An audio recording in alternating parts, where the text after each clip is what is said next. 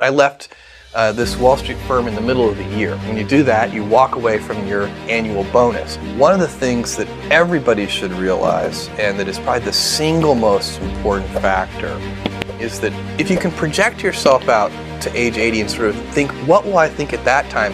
It gets you away from some of the daily pieces of confusion. And the short term can confuse you, but if you think about the long term, then you can really make good life decisions that you won't regret later. Most regrets, by the way, are acts of omission and not commission. I knew that when I was 80, I was not going to regret having tried this. I knew that if I failed, I wouldn't regret that. Trying to participate in this thing called the internet that I thought was going to be a really big deal. But I knew the one thing I might regret is not ever having tried. And I knew that that would haunt me every day. When I thought about it that way, it was an incredibly easy decision. What I want to talk to you about today is the difference between gifts and choices. Tomorrow, in a very real sense, your life, the life you author from scratch on your own, begins. How will you use your gifts? Will you guard your heart against rejection? Or will you act when you fall in love? Will you play it safe? Or will you be a little bit swashbuckling? Will you be clever at the expense of others? Or will you be kind? Cleverness is a gift. Kindness is a choice. Gifts are easy. They're given after all. Choices can be hard. You can seduce yourself with your gifts if you're not careful. And if you do, it'll probably be to the detriment of your choices. I'm sure one of your gifts is the gift of a smart and capable brain. Your smarts will come in handy because you will travel in a land of marvels. We humans, plodding as we are, will astonish ourselves. Atom by atom, we'll assemble small machines that can enter cell walls and make repairs. Jules Verne, Mark Twain, Galileo, Newton, all the curious from the ages would have wanted to be alive, most of all, right now. As a civilization, we will have so many gifts. How will you use these gifts? And will you take pride in your gifts or pride in your choices? Will you bluff it out when you're wrong? Or will you apologize? Will you choose a life of ease or a life of service and adventure? Will you wilt under criticism? Or will you follow your convictions? I got the idea to start Amazon 16 years ago. I came across the fact that web usage was growing at 2,300% per year. But things just don't grow that fast. It's highly unusual. The idea of building an online bookstore with millions of titles, something that simply couldn't exist in the physical world, was very exciting to me. I just turned 30 years old, and I'd been married for a year. I told my wife, Mackenzie, that I wanted to quit my job and go do this crazy thing that probably wouldn't work, since most startups don't, and I wasn't sure what would happen after that. At the time we launched this business, it wasn't even crystal clear that the technology would improve fast enough that ordinary people, non-computer people, would even want to bother with this technology. I was working at a financial firm in New York City with a bunch of very smart people, and I had a brilliant boss I much admired. I went to my boss and told him I was going to start a company selling books on the internet. I didn't think I'd regret trying and failing. And I suspected I would always be haunted by a decision to not try at all. He took me on a long walk in Central Park, listened carefully to me, and finally said, "That sounds like a really good idea, but it would be an even better idea for someone who didn't already have a good job." That logic made some sense to me, and he convinced me to think about it for 48 hours before making a final decision. Seen in that light, it really was a difficult choice, but ultimately, I decided I had to give it a shot.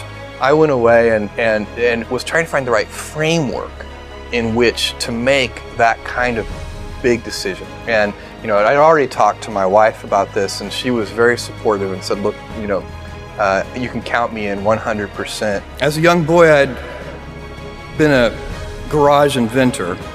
I'd invented an automatic gate closer out of cement-filled tires, a solar cooker that didn't work very well out of an umbrella and aluminum foil. I'd always wanted to be an inventor, and she wanted me to follow my passion. She had married this kind of, fairly stable guy in a stable career path, and now he wanted to go do this crazy thing, but she was 100% supportive. So it really was a decision that I had to make for myself. After much consideration, I took the less safe path to follow my passion, and I'm proud of that choice. What choices will you make? Will inertia be your guide, or will you follow your passions? Will you follow dogma, or will you be original? When it's tough, will you give up, or will you be relentless? Will you be a cynic, or will you be a builder? There are a lot of entrepreneurs. There are a lot of people who are very smart, very hardworking. Very few ever have, the planetary alignment that leads to a tiny little company growing into something substantial. So there are a whole bunch of things that have to sort of align to make it work. That's certainly what happened to us. Our timing was good. Our choice of product categories, books, was a very good choice, and we did a lot of analysis on that to pick that category as the first best category for e-commerce online. Tried to get a lot of the little housekeeping details done even before we arrived in Seattle. And so you set about doing the simple things first. So you want to start a company. Well, the first thing you do is you should write a business plan. So that's the first step. I wrote a first draft. In fact, I wrote the first draft on the car trip from the East Coast to the West Coast. That blank sheet of paper stage is one of the hardest stages, and one of the reasons it's hard is because at that stage there's nobody counting on you but yourself. Today it's easy because we've got millions of customers counting on us, and thousands of investors counting on us, and then thousands of employees all counting on each other. But in that beginning stage, it's really just you. And you can quit any time. Nobody's going to care. But the business plan won't survive its first encounters with reality. It will always be different. But the discipline of writing the plan forces you to think through some of the issues and to get sort of mentally comfortable in the space. If you push on this knob, this will move over here, and so on. I called a friend who lived in Seattle, asked if he recommended an attorney.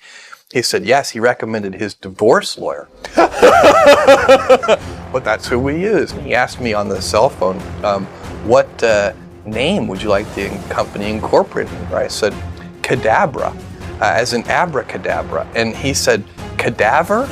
And I knew then that was not going to be a good name. But writing the business plan, the initial hiring, getting the company incorporated, all these are, they're very, in a way, they're sort of, simple, almost pedestrian tasks, but that's how you start, one step at a time. The first sort of initial startup capital for Amazon.com came primarily from my parents, and they invested a large fraction of their life savings in what became Amazon.com. It was a very bold and trusting thing for them to do. And I told them that I thought there was a 70% chance that they would lose their whole investment, which was a few $100,000.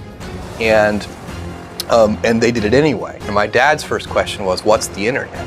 Okay, so he wasn't making a bet on this company or this concept. He was making a bet on his son. And when we launched that store in July of 1995, we were shocked at the customer response.